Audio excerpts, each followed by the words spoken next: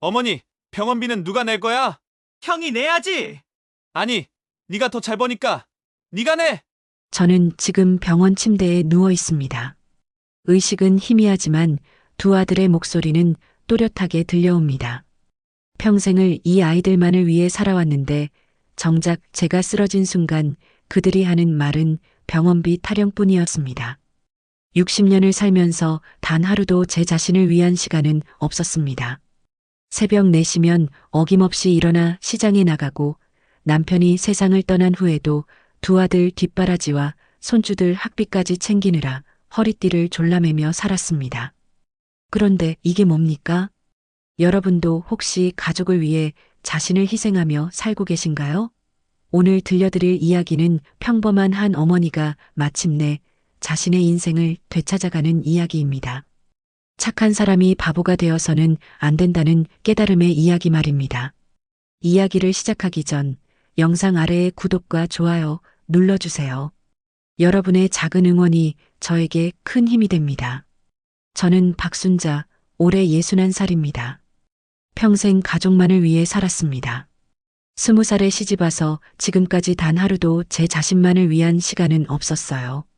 새벽 4시면 어김없이 일어나 시장에 나갔습니다. 채소 가게에서 하루 종일 서서 일하고 집에 돌아오면 밥상을 차리고 빨래를 했습니다.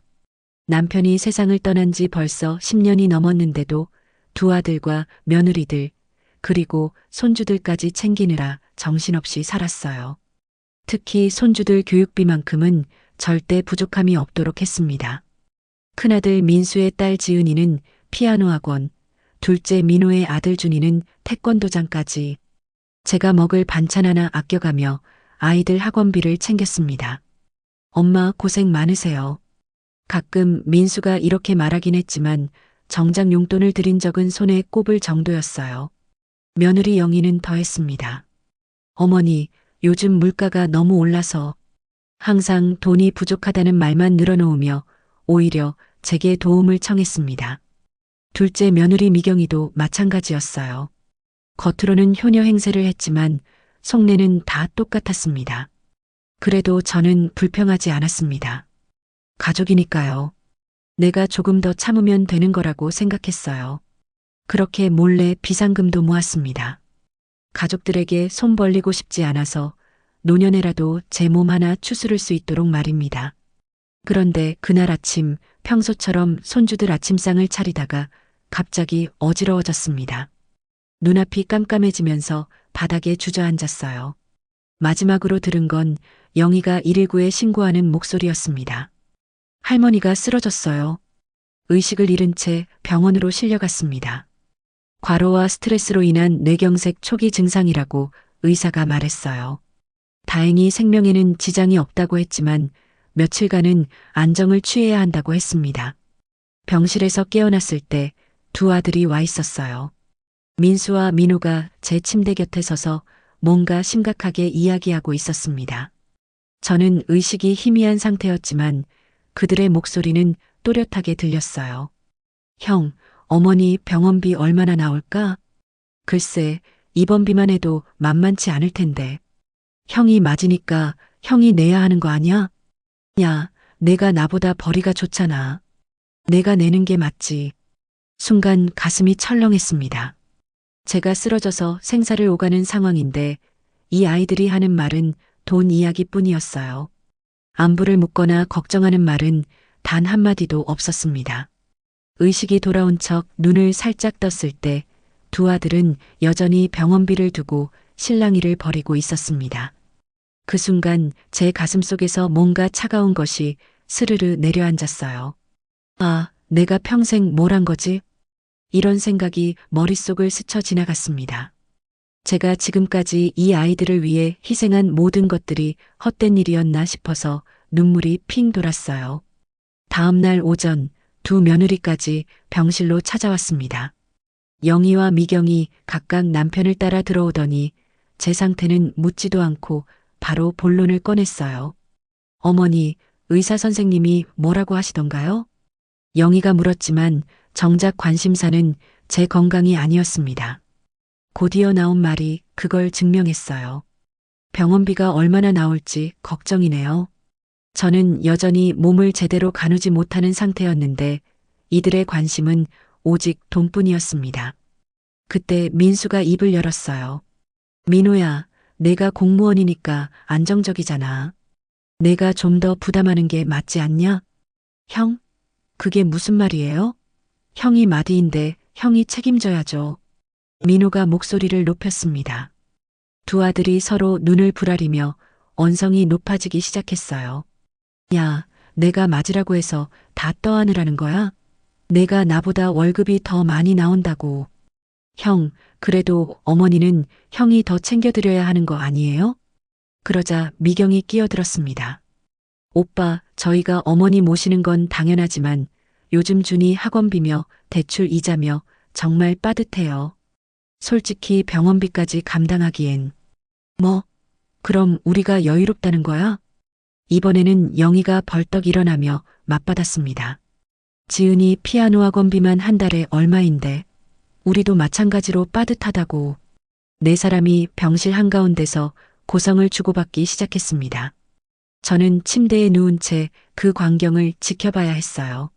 제 앞에서 벌어지는 이 상황이 너무나 충격적이었습니다. 형, 그럼 어머니 모시고 사는 집도 형이 더 크잖아요. 형이 더 책임져야죠. 아, 그게 무슨 상관이야?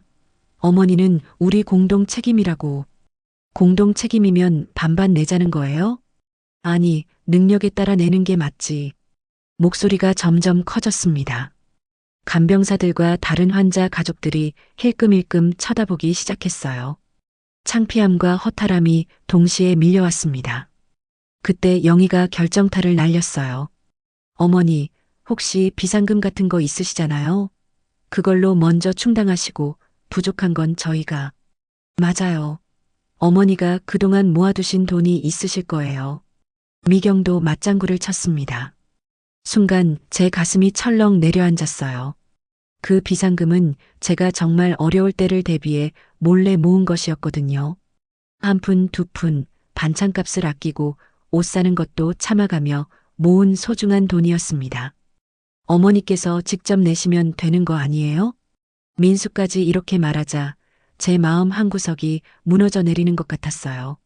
평생을 이 아이들을 위해 살아왔는데 정작 제가 아플 때는 제 돈으로 치료받으라고 하다니.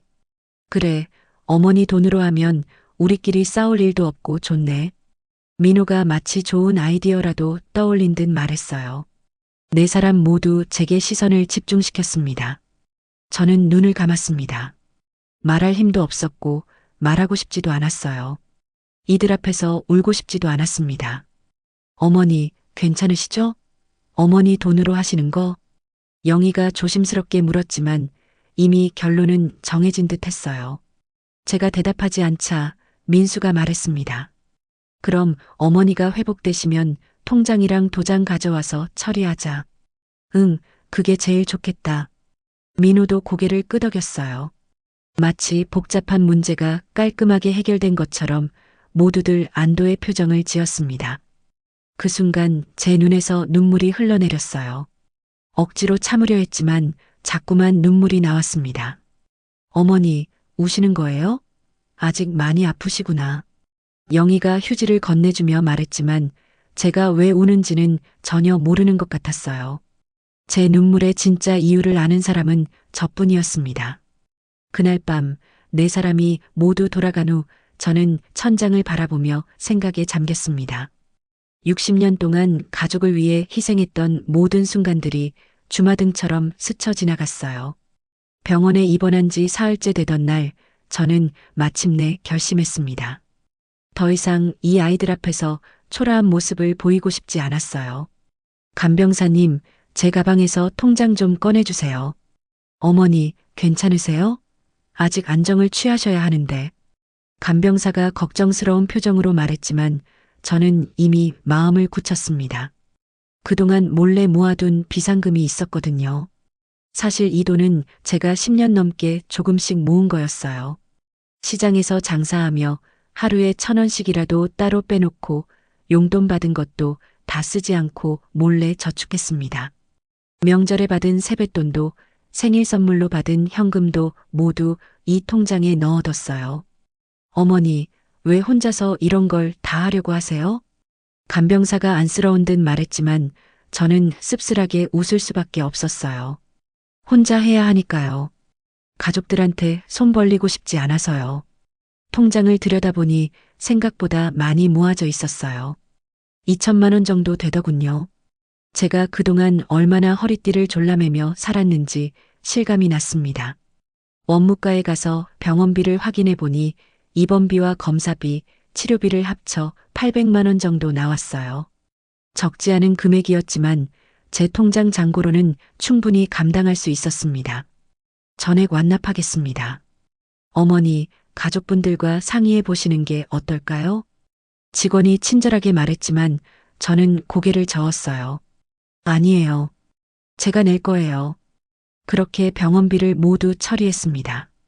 카드를 받고 나니 뭔가 후련하면서도 한편으로는 허탈했어요. 평생 가족을 위해 아껴온 돈을 결국 제 병원비로 쓰게 되다니.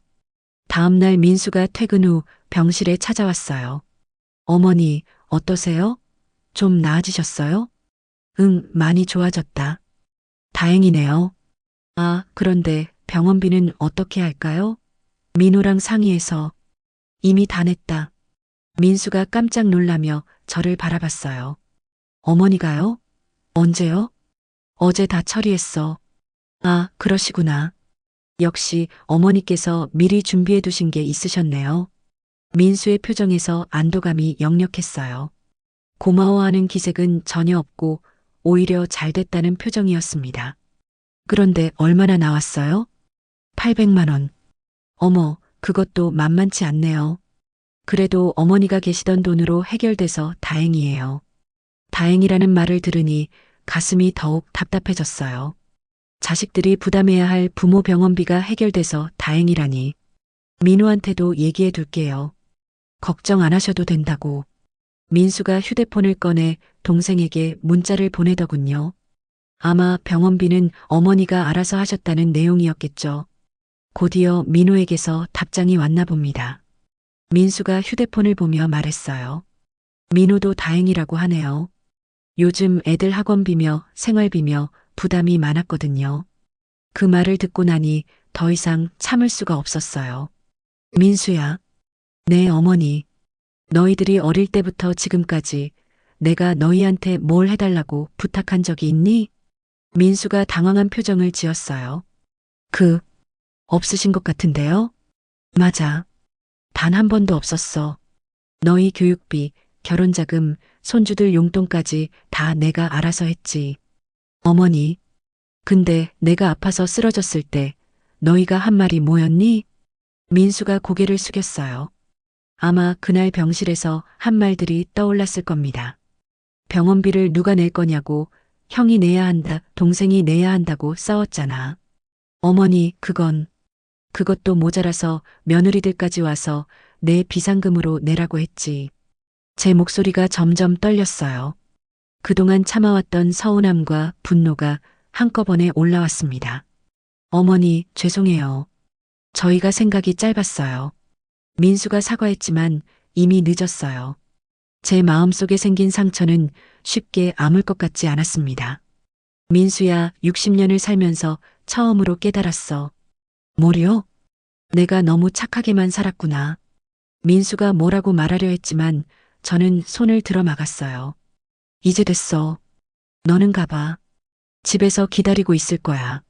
어머니, 가라고 했어. 민수가 머뭇거리다가 결국 병실을 나갔어요. 혼자 남은 병실에서 저는 창밖을 바라봤습니다. 그날 밤 저는 제 인생을 되돌아봤어요. 결혼해서 지금까지 40년 넘게 단 하루도 제 자신을 위한 시간은 없었습니다. 항상 남편을 위해, 자식들을 위해, 손주들을 위해서만 살았어요. 그런데 정작 제가 도움이 필요할 때는 아무도 선뜻 나서지 않더군요. 오히려 제 돈을 쓰라고 하다니. 이제 정말 달라져야겠어. 그날 밤 저는 마음속으로 다짐했습니다. 더 이상 착하기만 한 어머니로 살지 않겠다고. 나머지 인생은 진짜 제 자신을 위해 살겠다고요. 해시태그 사장. 퇴원한 지 한 달쯤 지났을 무렵 놀라운 소식이 들려왔어요. 제가 40년 넘게 살아온 이 아파트 가격이 갑자기 폭등했다는 거였습니다. 어머니, 큰일 났어요. 민수가 흥분한 채로 집에 찾아왔어요. 평소보다 훨씬 빨리 온 것 같았습니다. 왜 그래? 어머니 아파트, 지금 시세가 얼마인지 아세요? 글쎄, 얼마나 될까? 사실 저는 부동산 시세 같은 거에 별로 관심이 없었어요. 여기서 죽을 때까지 살 생각이었거든요. 15억이에요. 15억. 뭐? 깜짝 놀랄 수밖에 없었어요. 40년 전에 남편과 함께 3천만 원 주고 산 이 집이 15억이 되었다니요. 정말이에요. 부동산에 가서 확인해 봤는데 이 단지가 재개발 대상지로 선정됐대요. 그래서 가격이 확 뛴 거래요. 민수의 눈이 반짝반짝 빛나고 있었어요. 평소에 보기 힘든 표정이었습니다. 재개발이라. 어머니, 이거 대박이에요. 재개발되면 더 오를 거래요. 그때 민호도 허둥지둥 들어왔어요. 아마 형한테 연락을 받고 급히 온 것 같았습니다. 어머니, 정말이에요? 우리 집이 15억이에요? 응, 그렇다는구나. 두 아들의 표정을 보니 뭔가 이상했어요. 기쁘다기보다는 탐욕스러워 보였거든요. 병원에서 병원비 때문에 싸우던 그때와 똑같은 눈빛이었습니다. 와, 정말 대박이다. 어머니, 축하드려요. 민호가 말했지만 정작 제 기분은 복잡했어요. 갑자기 집값이 오른 게 그렇게 좋은 일인가 싶었거든요. 그런데 어머니, 이제 어떻게 하실 거예요? 민수가 조심스럽게 물어봤어요. 어떻게 하긴 계속 여기서 살아야지. 아, 그게 아니라. 재개발 얘기도 있고 요즘 집값도 많이 올랐으니까. 민수가 말끝을 흐렸어요. 하지만 저는 그가 무슨 말을 하려는지 알 것 같았습니다. 그리고 어머니 연세도 있으시니까 작은 집으로 이사 가셔서 편하게 지내시는 것도 좋을 것 같아서요. 역시 제 예상대로였어요. 이 집을 팔라는 얘기였습니다. 민수야, 나는 여기서 계속 살 거야. 내 아버지랑 함께 산 집인데 왜 나가? 어머니, 그게 아니라 요즘 혼자 사시기엔 너무 큰 집 아니에요? 관리도 힘드시고. 민호도 거들었어요. 맞아요, 어머니. 작은 아파트로 이사 가시면 관리비도 적게 나오고 남은 돈으로 편하게 지내실 수 있잖아요. 두 아들이 번갈아 가며 저를 설득하기 시작했어요. 겉으로는 제 걱정을 하는 것 같았지만 속내는 뻔했습니다. 어머니 혼자서는 이런 큰 집 필요 없어요. 2억 정도짜리 작은 아파트로 이사 가시면 13억이 남잖아요. 민수가 벌써 계산까지 다 해놨더군요. 13억으로 적금 넣어두시면 이자만으로도 한 달에 몇백만 원씩 나와요. 그러게요. 어머니가 훨씬 여유롭게 지내실 수 있어요. 두 아들이 마치 제게 정말 좋은 제안을 하는 것처럼 말했지만 저는 그들의 진짜 속셈을 알고 있었어요. 그때 영희와 미경도 왔어요. 아마 남편들한테 연락받고 급히 온 것 같았습니다. 어머니, 정말 대박이시네요. 15억이라니 꿈만 같아요. 며느리들도 흥분한 채로 말했어요. 그런데 이들의 눈빛에서도 뭔가 다른 걸 읽을 수 있었습니다. 어머니, 이제 정말 편하게 사실 수 있겠어요. 영희가 말했어요. 작은 집으로 이사 가시면 저희가 더 자주 뵈러 올 수 있을 것 같아요. 미경도 거들었어요. 하지만 저는 그들이 진짜로 저를 자주 보러 올 거라고는 생각하지 않았습니다. 어머니, 우리가 부동산 알아볼까요? 좋은 데 있으면 구경이라도 가보시죠. 민수가 제안했어요.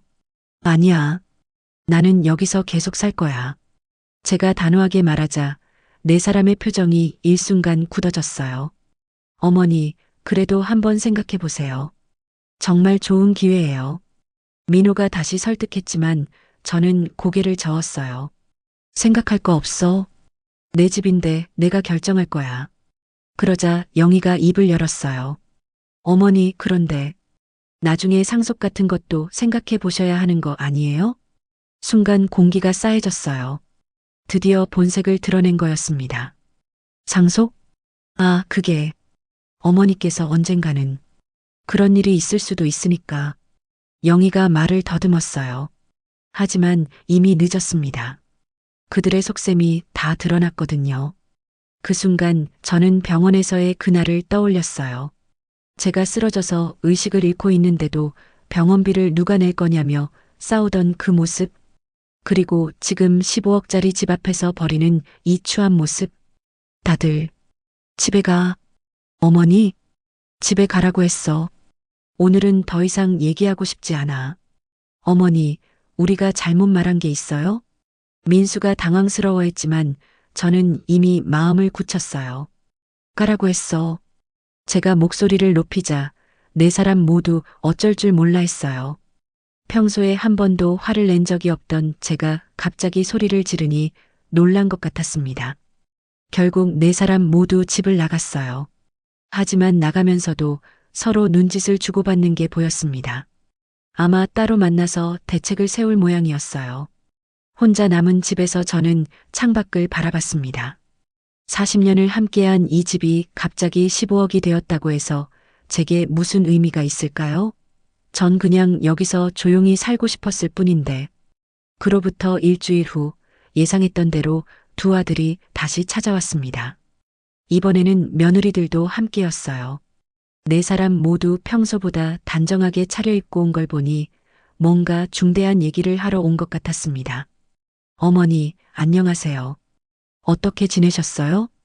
평소보다 더 정중한 인사를 건네는 모습이 어색했어요. 이들이 이렇게 나올 때는 뭔가 부탁할 일이 있을 때였거든요. 그동안 어머니 일로 고민을 많이 해봤어요. 민수가 말문을 열었습니다. 어머니 연세도 있으시고 혼자 계시니까 저희가 더 신경을 써드려야 하는 거 아닌가 싶어서요. 맞아요. 저희가 부족했어요. 영희도 맞장구를 쳤습니다. 하지만 저는 이들의 진짜 속셈을 알고 있었어요. 그래서 말인데요. 민호가 조심스럽게 꺼냈습니다. 어머니, 상속 얘기 좀 해봐야 할 것 같아요. 드디어 나왔네요. 제가 기다렸던 바로 그 얘기였습니다. 상속?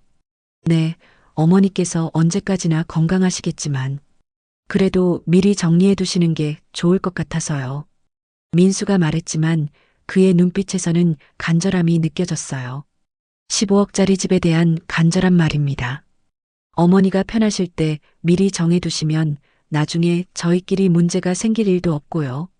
미경이 덧붙였습니다. 그러게요.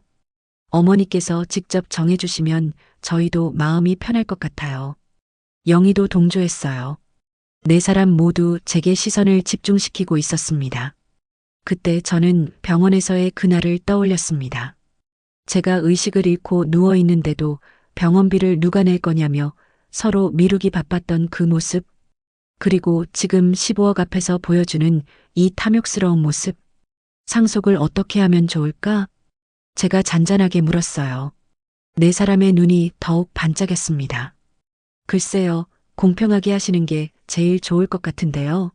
민수가 말했어요. 공평하게? 네, 민수 오빠랑 민우랑 반반씩이요. 영희가 구체적으로 말했습니다. 맞아요. 그게 제일 좋을 것 같아요.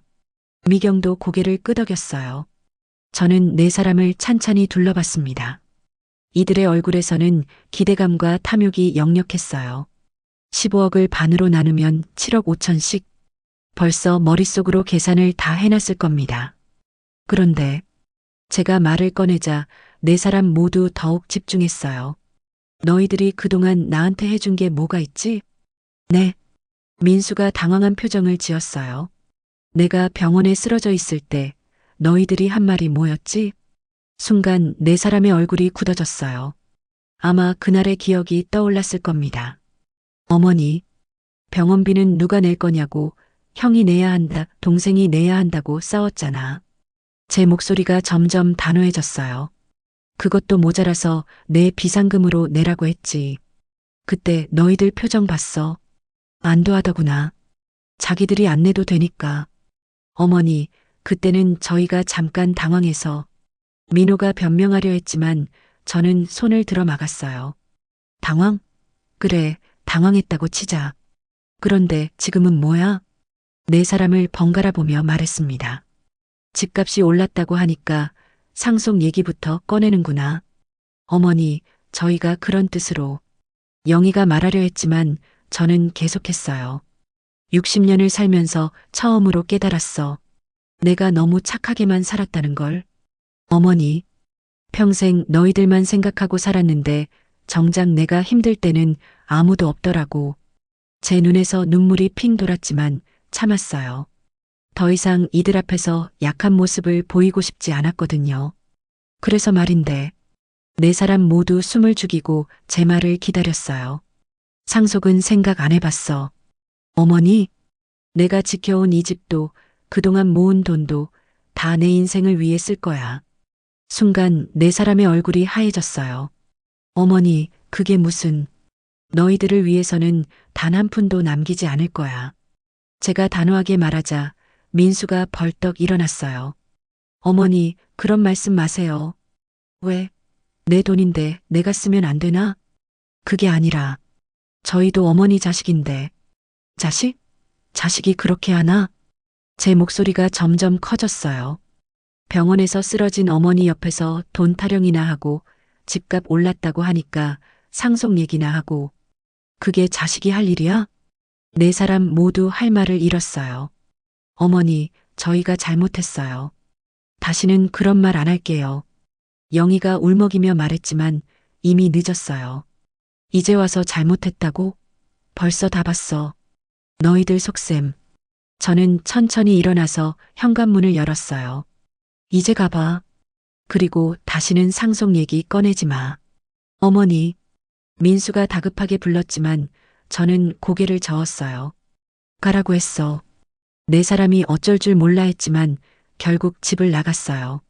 나가면서도 서로 눈빛을 주고받는 게 보였지만 더 이상 상관없었어요. 문을 닫고 혼자 남은 집에서 저는 깊게 숨을 들이쉬었습니다. 60년 만에 처음으로 제 자신을 위한 결정을 한 것 같았어요. 거실 창가에 서서 바깥을 바라보니 가을 하늘이 참 맑았어요. 이제야 비로소 제 인생을 살 수 있을 것 같았습니다. 이제 시작이야. 혼잣말을 하며 씩 웃었어요. 나머지 인생은 정말로 저 자신만을 위해 살겠다고 다짐했습니다. 그날 저녁 저는 여행사에 전화를 걸었어요. 평생 한 번도 가보지 못했던 유럽 여행을 계획하기 위해서였습니다.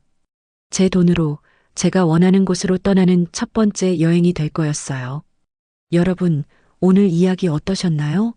앞으로도 진짜 인생 이야기, 진한 감동의 순간들을 전해드릴 환갑 오디오가 함께하겠습니다. 영상이 마음에 드셨다면 구독과 좋아요 버튼을 꼭 눌러주세요. 알림 설정까지 해두시면 더 많은 삶의 이야기와 지혜를 가장 먼저 받아보실 수 있습니다. 따뜻한 마음으로 10년은 더 젊게, 20년은 더 행복하게 사는 그날까지 환갑 오디오였습니다. 감사합니다.